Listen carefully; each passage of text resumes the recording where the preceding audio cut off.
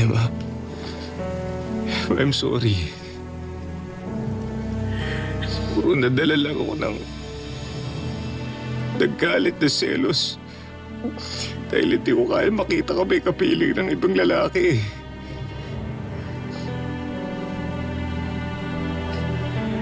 Emma, ako nakakakilala sa'yo. Sa'yo dapat ako maniwala. Ako dapat yung pader na masasandalan mo, pero ano ginawa ko?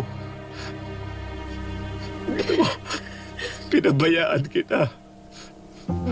Kaya sana, Emma, mapatawad mo ko.